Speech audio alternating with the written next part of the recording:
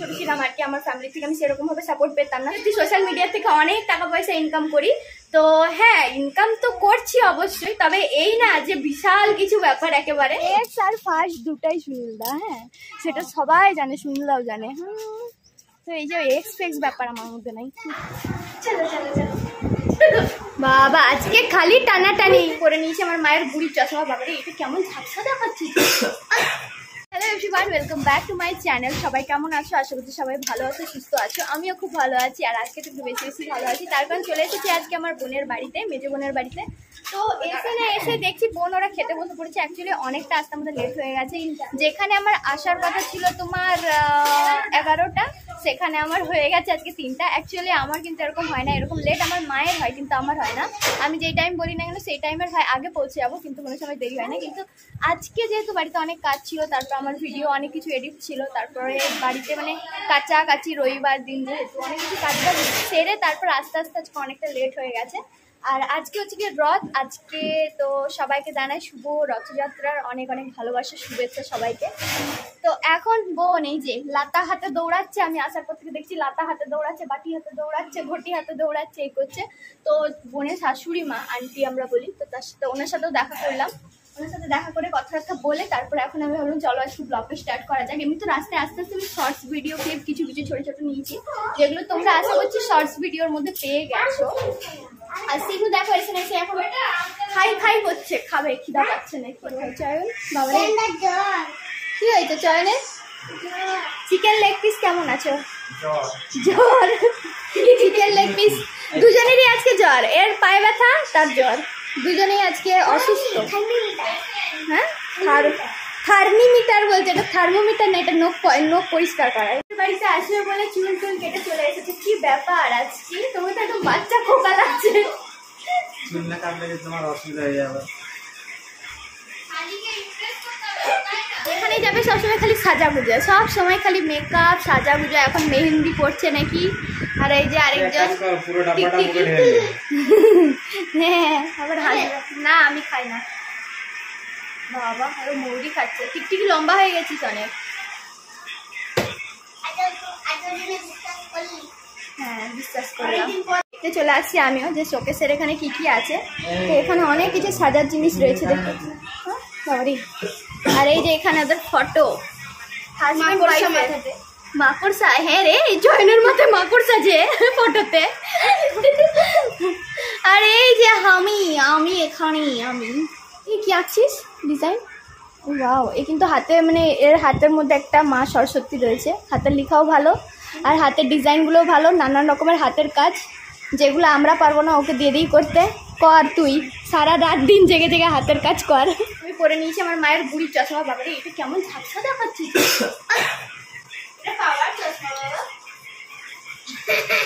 বুড়ি চশমা কেমন হয়েছে? ভালোবাসা দিয়ে রান্না করেছে, ভালো হয়েছে। সানিকে ইমপ্রেস করার জন্য বলছে ডক্টর।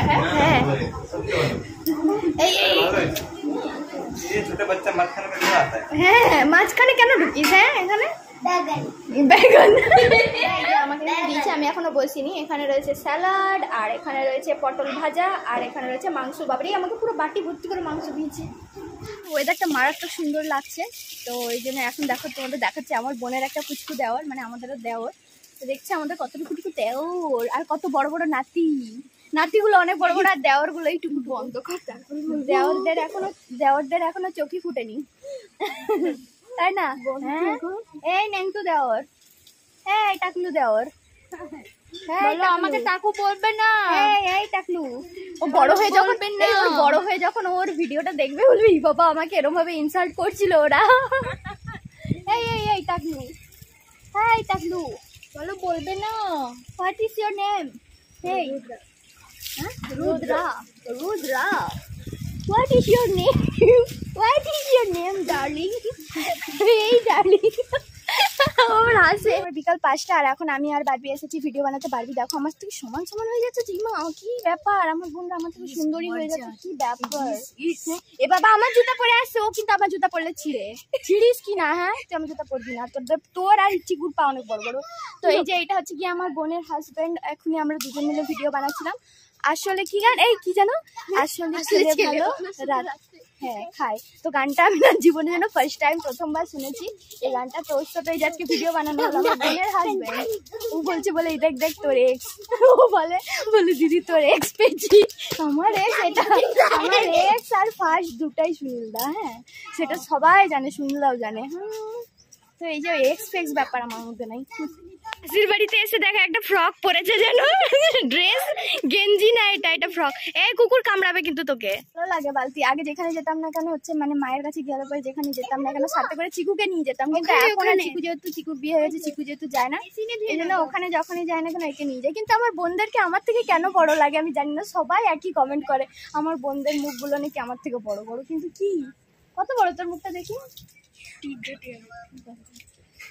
না, আমারটা একটু ছোট আছে, মুখ ছোট বলে এই জন্য। হ্যাঁ মানুষটাকে তো দেখে তো ছোটই মনে হচ্ছে, দেখো তো ছোটই মনে হচ্ছে না, যদিও ট্রাইপডটা নিয়ে আসিনি, দূর থেকে দেখাও যাচ্ছে না। তো চলো আরো কয়েকটা আমরা শর্ট ঝটপট করে বানিয়ে নিই, যতক্ষণ সূর্য ততক্ষণ আমাদের ভিডিও। সূর্য একবার ডুবে গেলে তারপরে সেরকম ভাবে ভিডিও হবে না। এই বান্দর কেন বলিস রে ছেলেটাকে। চলো কয়েকটা ঝটপট করে আগে ভিডিও বানিয়ে নিই, তারপর তোমাদের সাথে দেখা করছি। আবার খেতেই আছো, আমার ঘরে গেলে তো তুমি দুধ চা কোনোদিনও খাও না, যেটা সবাই জানে আমার চ্যানেলে যতজন। হ্যাঁ আজকে তুমি দুধ চাও খেয়ে নিচ্ছ, চিকু যেটাই বলছে মানে চিকুর ইশারাতে তুমি এরকম নাচছো, কি ব্যাপার? আজকে ঘরে থাকলে আমার হাতে তুমি দুধ চা কোনোদিনও খাও না, আর চিকুর হাতে খাচ্ছ। হ্যাঁ কি ব্যাপার, কি বদনাম করবো না তো কি? হ্যাঁ ক্যারেক্টার লেস, শালির কথাই চা খাচ্ছে, বউর কথাই চা খায় না। বাহ রে বাহ। এই যে এখানে সারাদিন ধরে খালি বানাতেই রয়েছে, খাওয়া খাওয়া, সুনীলদাকে খাওয়া আর মোটা বানা। অনেক রোগা হয়ে গেছে নাকি বলছিস যে, কি রান্না হচ্ছে রে? হ্যাঁ সুনীলদাকে ইমপ্রেস করতে হবে। বাবা আজকে খালি টানাটানি, আজকের ব্লগটাই কিন্তু পুরো একদম সুনীলদার ক্যারেক্টার পুরো লুজ। কি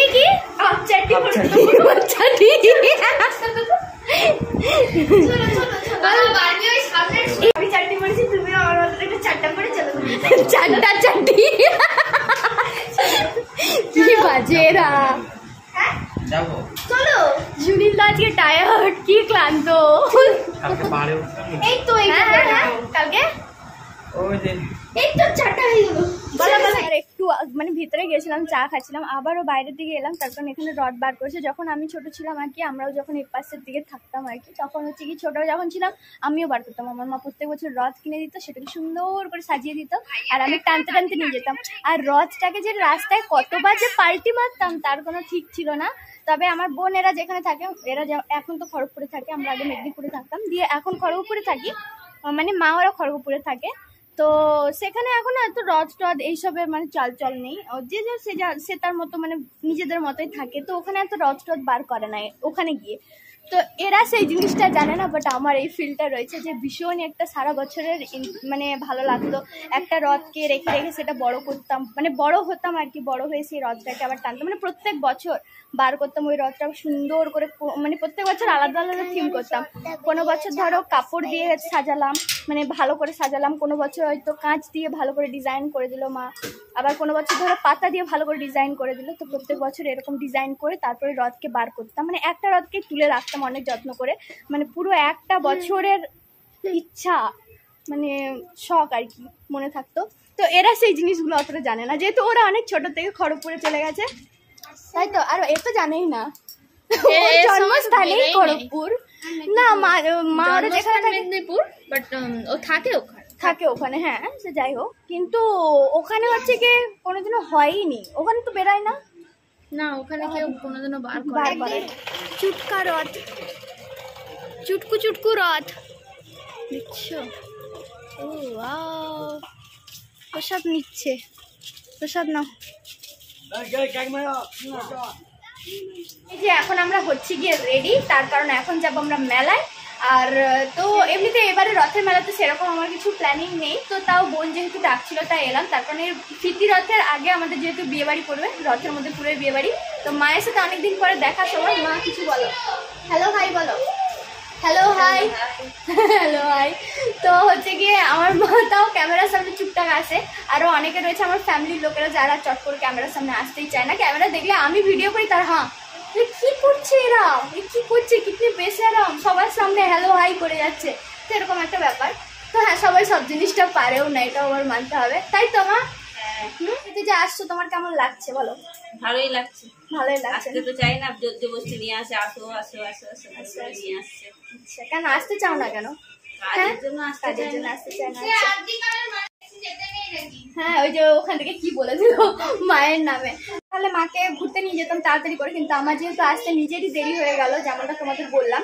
তো আজকের ব্লগটা এটা আর বেশি বাড়ানো আমার মনে হয় না উচিত বলে, তার কারণ অনেকটা বড় একটা ব্লগ হয়ে গেছে। তো আজকের ভিডিওটা এখানেই শেষ করছি। যদি ভালো লাগে থাকে অবশ্যই লাইক কমেন্ট শেয়ার, সাথে আমার চ্যানেলটাকে সাবস্ক্রাইব, আর নতুন পেজটাকে যারা যারা এখনো ফলো করোনি প্লিজ ফলো করে দাও। তো মা বলো নতুন পেজটাকে ফলো করতে। তোমার তো অনেক বন্ধু বান্ধবী, তোমার তো অনেক বান্ধবীরা রয়েছে, বলো তুমি। অনেকেই তো করে, আমাকে জিজ্ঞাসা করে, এখন তো সবাই বলে তুই হিরোইন হয়ে গেছিস, অনেক টাকা পাচ্ছিস। আমি বলি ও হ্যাঁ। আচ্ছা, তো একটা কথা বলি, না আচ্ছা আরেকটা কথা বলি, যেটা হচ্ছে কি আমার মাকে সবাই জিজ্ঞাসা করো, যারা যারা আমার মায়ের এমনি অনেক চেনা পরিচিত রয়েছে আর কি, জেঠিমা, কাকিমা, মামি, মামা, যারা জিজ্ঞাসা করো আর কি, যে আমি সত্যি সত্যি সোশ্যাল মিডিয়া থেকে অনেক টাকা পয়সা ইনকাম করি। তো হ্যাঁ, ইনকাম তো করছি অবশ্যই, তবে এই না যে বিশাল কিছু ব্যাপার একেবারে। তো হ্যাঁ, যতটুকু করছি না কেন অবশ্যই আমি ধীরে ধীরে তোমাদের সাথে শেয়ার করবো। তবে আমার মাকে প্লিজ কেউ ডিস্টার্ব করো না, মানুষটা এইসব ব্যাপারে সোশ্যাল মিডিয়া সম্পর্কে কিছুই জানে না। পুরো ভাগ্নি টাগ্নিটা কেমন আছে বলে, আমার ভাগ্নি তো হিরোইন হয়ে গেছে। আমি বলি কি? বলছে হিরোইন। আমি বলছি না, হিরোইন না, এমনি সব জায়গা থেকে মানে হচ্ছে হিরোইন, ওরা এটাই ভেবেছে।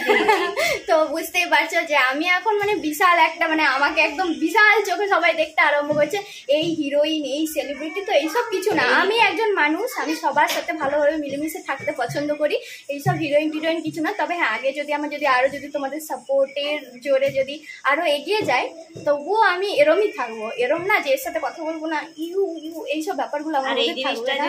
এই জিনিসটা আরো আগে দেখতে যদি আমার মা যদি থাকতো, খুব খুশি হয়ে যেত। ওর দিদা, ওর যে ভালো মা, খুব মানে ওকে খুব সাপোর্ট করতো, ভাই তুই এটা করবি, ওটা করবি, ওটা করবি। যেমনটা আর কি আমার ফ্যামিলি, আমি যখন ছোট ছিলাম আর কি, আমার ফ্যামিলি থেকে আমি সেরকম ভাবে সাপোর্ট পেতাম না। শুধু সাপোর্ট বলতে আমার মা দিদাই করতো। যেমন আমার ফ্যামিলির একটা মানে রুলস ছিল যে মেয়ে মানুষ বাড়ি থেকে বাইরে বেরোতে পারবে না, গান শিখতে পারবে না, নাচ করতে পারবে না, এমনকি টিউশনিও যদি যায় সেটা দিনের আলোতে যেতে হবে, মানে 7টার পরে আর কি, 7টার পরে বাড়ির বাইরে মেয়েদেরকে বেরোনো চলবে না। সেখানে আমার মা আর দিদা আমাকে ভীষণ পরিমাণে সাপোর্ট করতো, যেখানে যা হতো না কেন, এই নাচ করতে বলো, গান করতে বলো। তো এগুলোর থেকেই আমার কোথাও না কোথাও হয়ে গেছে। কিছু ভালো মন্দ কথা শেয়ার করে নিলাম, তোমরা অবশ্যই কমেন্ট করে জানিও। আমার মায়ের সম্পর্কে যদি কিছু জানার থাকে তোমরা অবশ্যই কমেন্ট করতে পারো। আমি চেষ্টা করব যে ধীরে ধীরে মায়ের কাছে গিয়ে আমি সবকিছুটা শেয়ার করার। তো আর বেশি কথা বলছি না, বাই বাই গাইস।